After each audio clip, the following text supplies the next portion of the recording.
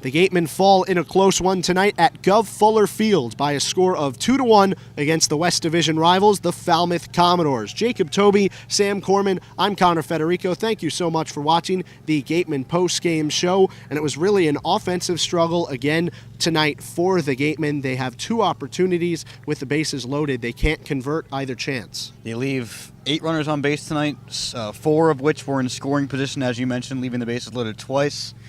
And, you can't do that and win baseball games unless, of course, you're obviously loading the bases every inning. But, they load the bases twice. They don't convert on the opportunity either time.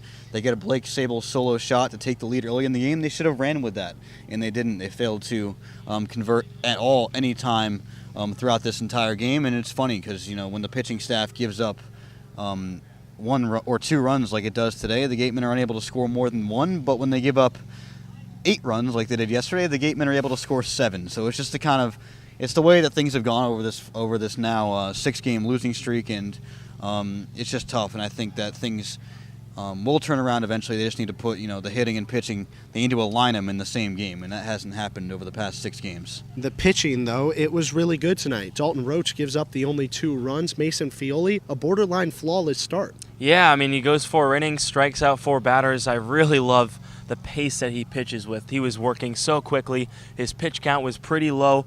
The only blemish probably in his outing was the first inning where a couple runners were left on base for the Falmouth Commodores. They could have scored first, but other than that, he was very good tonight. Dalton Roach does let up the 2 runs, but then Brett Canine comes in and was stellar. 4 strikeouts through 2 innings. He's shown why he's been the Gatemen's top arm out of the bullpen this whole season, and he's just a joy to watch with the fastball, with the slider, with his changeup that we saw today. Pitching, pretty good. Offense, no bueno. All right, it was the 15th loss for the Gatemen this season by 3 runs or less. They've lost the close ones, and that's tough. For more on that statistic and more, we send it to our Claudia Chakamian with Don Sneddon. Thank you, guys. I'm joined by Gatemen head coach Don Sneddon. So, Coach, a really good rebound start for Mason Fioli. He did really well making sure he had the Commodores had some early opportunities, and he was able to leave the bases loaded. So how pleased were you with his performance? Well, he battled. He didn't have his great stuff there. He's a little bit wild. The breaking ball was off a little bit for him, but he's a competitor, and he left some guys out on the bases. Obviously, like clean innings, and then he can gone farther in the game. Used up a lot of pitches in 4 innings, and that would have been the only hope. But he's a competitor. He kept us right in there, and that's all we can ask. And then in the later innings, Brett Canine did really well in relief. So especially with this very close game, it's just 1 run for most of it. Did you get what you needed to see out of him in those late innings? Well, we know we can do that. We just haven't been fortunate to have a lead in the late innings the last 5 games. So I had to get him in tonight just to keep him sharp and everything else. He kept us in the game, hoping that we could come up and get a run in that 8th or 9th inning. Unfortunately, that didn't happen. Just 1 run for you guys tonight on 8 hits. You left 11 men on base. What do you think the problem was at the plate for you guys? Well, it's been a problem all summer, is we just can't seem to get that hit with men on base. I don't know what our batting average is with men on base, but it's not very good. And if we don't do that, as we talked about out there, it's like a broken record. I say the same thing. We are going to struggle winning ball games until we can get that base hit with men in scoring position.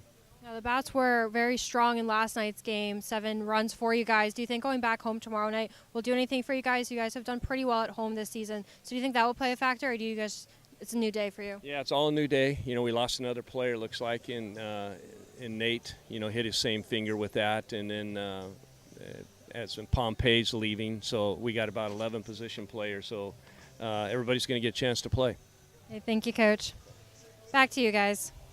Thank you, Claudia. 2 straight losses for the Gatemen on the 6-game losing streak by 1 run. It's been really close, but they just can't seem to get it done.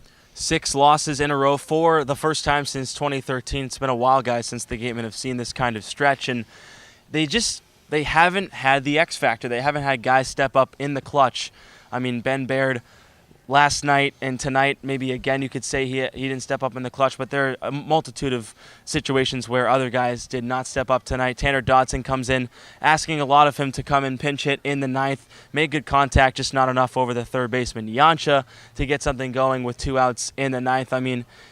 There's no emotion right now, I think, and that's tough to get when you have a 6-game losing streak, and I don't know. It's going to be tough to get out of this funk, but they have to do it soon because Hyannis is right up their tails. Yeah, maybe there aren't positive emotions. There might be negative emotions, which are even worse. And, now we turn the page.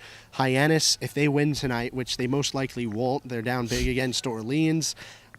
The standings are just so close. Now the Gatemen, they're closer to last place than they are to first place, and we haven't said that in quite a long time. Well, the Gatemen got up to second place at one point during that 5-game win streak, and now all of a sudden they're back and forth, and Hyannis right on their tail.